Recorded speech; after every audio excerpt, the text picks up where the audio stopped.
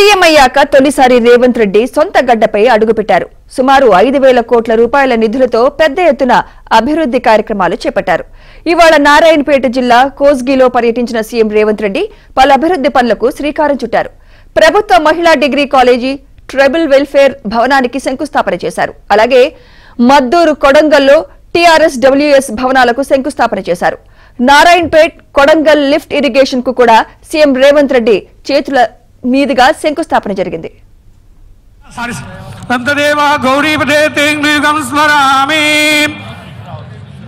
ప్రజల మనోబలం పెంచే అనేక సంక్షేమ అభివృద్ధి కార్యక్రమాల్ని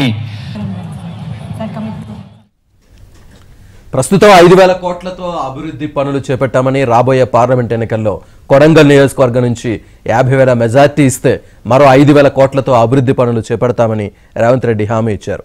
మహబూబ్ నగర్ పార్లమెంట్ అభ్యర్థిగా చల్లా వంశీచంద్ రెడ్డిని ప్రకటించారు. మిగతా పార్లమెంట్ అభ్యర్థులను కూడా మార్చి మొదటి వారంలోనే ప్రకటించనున్నారు రేవంత్ రెడ్డి. ఆనాడు కాంగ్రెస్ లో ఉన్నప్పుడు వాళ్ళకు పదవులు ఇచ్చిండ్రు, మంత్రి పదవులు కట్టబెట్టారు. పార్టీని మోసం చేసిన వాళ్ళు కూడా ఇవాళ మళ్ళీ గెలిపించమని అడుగుతారు. అందుకే మిత్రులారా, ఇవాళ కొడంగల్ శాసనసభ నియోజకవర్గ ప్రజలకు ఒక్క మాట నేను ఇవ్వదలుచుకున్నా.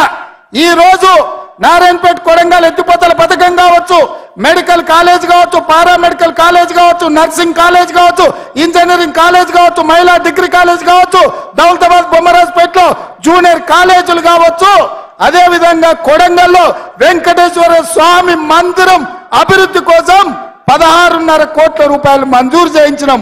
కోస్గిలో వేణుగోపాల స్వామికి 2 కోట్ల రూపాయలు మంజూరు చేయించినాం. మద్దూరులో రెసిడెన్షియల్ కాలేజ్, మద్దూరు అభివృద్ధి కోసం ఇవాళ నిధులు మంజూరు చేయించినాం. దౌలతాబాద్ లో బీసీ రెసిడెన్షియల్ కాలేజ్ కి మంజూరు చేయించినాం. జూనియర్ కాలేజ్ మంజూరు చేయించినాం. ఇవాళ 5,000 కోట్లతో వచ్చిన రాబోయే పార్లమెంట్ ఎన్నికల్లో కొడంగల్ శాసనసభ నియోజకవర్గం నుంచి 50,000 ఓట్ల మెజార్టీ ఇవ్వండి, మళ్ళీ 5,000 కోట్ల రూపాయలు తెచ్చే బాధ్యత కాంగ్రెస్ పార్టీ తీసుకుంటుంది. కేసీఆర్ హయాంలో పాలమూరుకు చేసిందేమీ లేదని రేవంత్ రెడ్డి మండిపడ్డారు. పాలమూరుకు ప్రాజెక్టులు, పరిశ్రమలు ఒక్కటి కూడా రాలేదన్నారు. కేసీఆర్ సీఎం అయ్యాకే ఎక్కువ జలదోపిడీ జరిగిందన్న రేవంత్ రెడ్డి ప్రజలు తిరస్కరించినా కేసీఆర్ కు బుద్ధి రాలేదన్నారు. ఈ రోజు ప్రజలు చీదరించి ఓడగొట్టి ఇంట్లో కూర్చోబెడితే ఇంట్లో కూర్చోకుండా మళ్ళా సిగ్గు లేకుండా తగుదునమ్మా అని బయలుదేరిండు. అల్లుడేమో నల్గొండ నుంచి, కొడుకేమో మహబూబ్ నగర్ నుంచి పాదయాత్రలు చేపడతారంట. చీకొట్టినా సిగ్గు రాలే మీకు. ఈ జిల్లాలో 14 సీట్లుంటే 12 ఇట్ల బండకేసి కొట్టి బొంద పెట్టినా ఏ మోకం పెట్టుకొని పాలమూరు జిల్లాకు వస్తావని చెప్పి నేను ఈ వేదిక మీద నుంచి అడగదలుచుకున్న చంద్రశేఖర్ రావు. నువ్వు భీమా పూర్తి చేసినావా, నెట్టంపాడు పూర్తి చేసినావా, కోయిల్ సాగర్ పూర్తి చేసినావా, కల్వకుర్తి పూర్తి చేసినావా, SLB పూర్తి చేసినావా, దేవాదుల పూర్తి చేసినవా, ప్రాణహిత చెవెళ్ళ పూర్తి చేసినవా?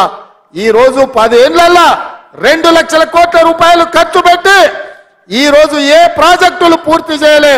ఉమ్మడి రాష్ట్రంలో సమైక్య పాలనలో జరిగిన అన్యాయానికంటే, ఆనాడు జరిగిన నీళ్ల దోపిడీ కంటే నువ్వు ముఖ్యమంత్రి అయిన తర్వాతనే తెలంగాణకు తీరని నష్టం జరిగింది. లెక్కలతో సహా పెద్దలు ఉత్తమ్ కుమార్ రెడ్డి గారు శాసనసభలో మిమ్మల్ని అడిగిండు, కడిగిండు, బండకేసి కొట్టిండన్న సంగతి ఈ వేదిక మీద నుంచి నేను చెప్పదలుచుకున్నా.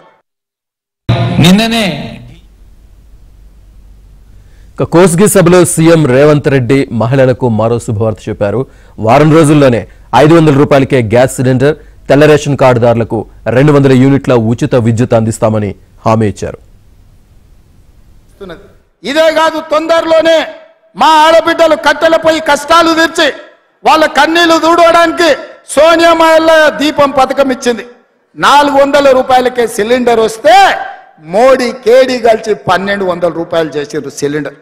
అందుకే ఎన్నికలప్పుడు మాట ఇచ్చినాం, 500 రూపాయలకే ఆడబిడ్డలకు మీ ఇంటికి సిలిండర్ తెచ్చి ఇస్తామని చెప్పినాం. రాబోయే వారం రోజుల్లో మీకు 500 రూపాయలకే సిలిండర్ ఇచ్చే బాధ్యత మన ప్రభుత్వం తీసుకుంటుంది. గట్టిగా చప్పట్లు కొట్టి ఆడబిడ్డలందరికీ కూడా తెలిసే విధంగా మీరు చెప్పండి.